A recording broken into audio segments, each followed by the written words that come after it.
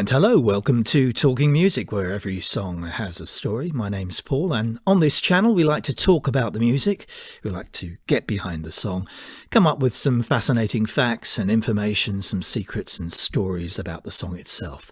And the one we're featuring today is this, from the Beach Boys, Good Vibrations. What a song! The sound of summer. It's got summer stamped all over it, hasn't it? But the nearest it got to summer was that it was recorded, produced and arranged in the summer. Maybe a better word, as far as this song is concerned, is constructed or even built. But whichever word you want to use, it all happened during the summer of 1966, and then the song was released as a single in the October in the US and in November in the UK, and therefore a winter hit. And the Beach Boys and winter, well, it's not a natural fit, is it? When you think of the Beach Boys, you think of cars and girls and fun in the sun. Good Vibrations was Brian Wilson cracking on with what he really wanted to do, produce and create in the studio.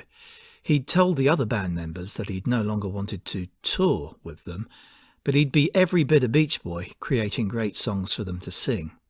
Brian Wilson's approach was influenced by the Spectre wall of sound, but with his own version, his own twist to it. He felt he was creating new instruments, new sounds. A guitar sounds like a guitar. A piano sounds like a piano, but put them together and mix them and you get a new sound, a sort of new instrument, as it were. Brian was so absorbed with finding a new way of building a song that the others thought that he was chasing sounds that only he could hear. They were probably right, actually. Before Good Vibrations, they didn't get what he was after. Brian himself was searching and experimenting. One discarded version of the song had been a rhythm and blues backbeat. Here's his brother Carl.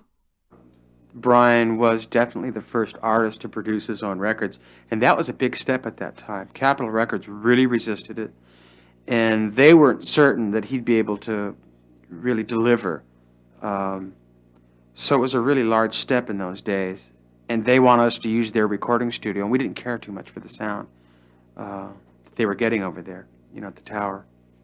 So that certainly was a real healthy influence. It got people to a point where, or it helped rather, where people could communicate more completely what they wanted to do musically instead of being at the mercy of a producer or an A&R man that, who knows how involved or how much they'd participate in a project. But Brian's, I think his greatest influence was that his music was so musical. What people were doing with sound effects and recording techniques, Brian did with arrangements. With a horn line or just a percussion part or something. But it was a real honest effect, It was musical. I'd say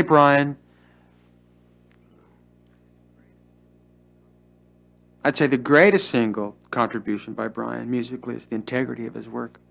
It was just really very complete. Capitol Records were worried the song contained psychedelic influences because Brian was on an LSD trip. Brian always said it was marijuana, not LSD, but hey, it was the 60s. It was Carl who sang lead vocal, and cousin and bandmate Mike Love, the bass vocalization, as well as co-writing the lyrics. But it was Brian who sculpted it. As Mike said when they first heard the backing track, it was so avant-garde, so out there, especially with the theremin. He wondered how Beach Boys fans were going to relate to it. It was such a departure from the likes of Surfin' USA and Help Me Rhonda.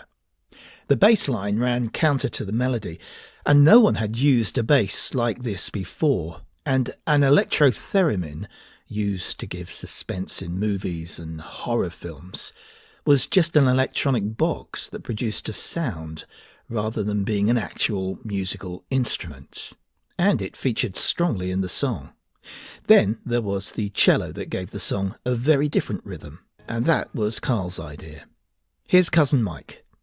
Good Vibrations was a song that my cousin Brian came up with the title and told me, I want to do a song called Good Vibrations. I dictated it to my then wife, Suzanne. I said, take this down. I love the colorful clothes she wears. The vibrations, good vibrations. I'm picking up good vibrations. She's giving me the excitations. I came up with that. And so what is excitations? It's not really a word, but it rhymes with good vibrations, and it implies there's some interest and excitement going on there, some attraction. My cousin Carl sang the lead. I'm picking up good vibration. And we all did the harmonies and so on. When I first heard the track, it was weird because and the theremin is a very, very unique, shall we say, track. In 1966, early beginnings of flower power were beginning to show, and Mike wanted to capture the feeling of the time and describes his lyrics as and these are his words, a flowery power type of thing, but based on the perennial boy-girl relationship in song. At the time, Brian Wilson was the only one credited with the song until a 1994 lawsuit awarded Mike Love co-writing credits for the lyrics and 34 other Beach Boy songs. Though Mike hated the idea of suing his own family, he said that it was the only way because Murray Wilson, that's Brian's father, and Mike's uncle, handling the publishing details, excluded him from songwriting credits. Brian became absolutely obsessed with this song. He employed the Wrecking Crew, the name of a bunch of highly rated session musicians active in Los Angeles at the time. In the mid-60s, the cost of a single was usually the 2 days studio time it took to make. Good Vibrations' official recording log dates from February the 17th, 1966, all the way through to September the 21st. No wonder the costs mounted up. Here you can sense the energy Brian brought to the studio during the making of the song. Let's hear the guitars, please, in B.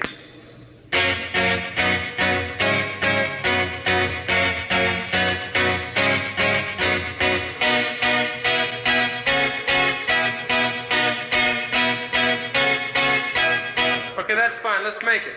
Take one. Hal, let's go, man. Here we go. Let's play hard and strong all the way. The critics went mad for it. Without doubt, one of the most positively critiqued songs ever. They all recognised its contribution to the rock era and had nothing but good to say about it. Its chart performance was pretty impressive as well. It was top 5 around the world, but number 1 where it really mattered in the UK and the US. A quick look at the UK singles chart. You can see Good Vibrations hit the top spot on the 19th of November 1966. Took 2 weeks to get there on the UK chart. Entered the chart at number 15, then the following week number 5, and the third week it was number 1. And the Beach Boys in 1966 had a really good year. Not only were they voted the country's favourite band, even ahead of the Beatles, but 3 of their songs made it into the top 10 bestsellers that year. Good Vibrations made it to number 10, God Only Knows at number 8, and their bestseller that year in the UK, Sloop John B at number 5. The song, of course, naturally did well in America as well. Here it hit the top on the 10th of December 1966. Just spent the 1 week at number 1, but 4 weeks at number 2 before it topped the chart. It took over the top spot from the new Vaudeville Band and Winchester Cathedral, and it was that same song that would knock them off the top 1 week later, therefore reclaiming the top spot.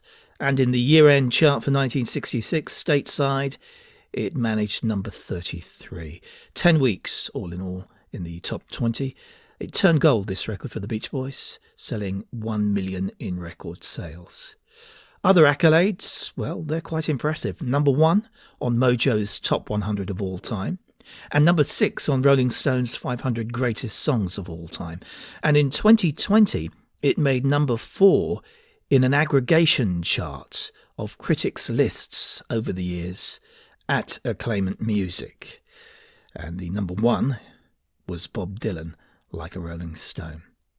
It made the Grammy Hall of Fame and was inducted into the Rock and Roll Hall of Fame, and it received Grammy nominations for Best Performance by a Vocal Group, Best Contemporary Group Performance, Best Contemporary Recording, and Best Arrangement. All nominations, no wins. But there you go. You can't have it all, can you? Brian called Good Vibrations the summation of his musical vision, a harmonic convergence of imagination and talent, production values and craft, songwriting and spirituality. It was put together between February and September 1966 using 90 hours of studio time, 70 hours of tape, a dozen instruments and session musicians, as the Beach Boys didn't play on the track, with the exception of Dennis's Hammond organ, all at a cost estimated of between $50,000 to $60,000. Hugely expensive at the time. Capitol Records didn't want to release it. Brian begged and pleaded. In America alone, it sold 250,000 copies in the first 4 days of release. It went on to become the biggest hit the Beach Boys ever had in the 1960s. It was eclipsed by Kokomo in the 80s. Running at 3 minutes, 35 seconds, it takes us through musical sections, all intricately related, yet standing alone. When the Beatles first landed in the US, Brian Wilson said to the rest of the band, "We have to up our game with these guys."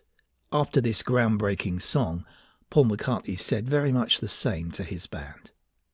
To sum it up in a single sentence, it's one of the finest and most important works of the rock era. Without it, who knows? Maybe no Day in the Life, the Beatles. No Bohemian Rhapsody, Queen. That's Good Vibrations from the Beach Boys. And that's it for another Talking Music video. I do hope you've enjoyed it. Please subscribe to the channel Talking Music, where every song has a story, because we've got many more videos featuring some of the world's best known songs for you to watch and enjoy. So please click the subscribe button below, and of course it's absolutely free. So until the next time and the next video, and I shall look forward to it, I do wish you well. Till then, bye-bye.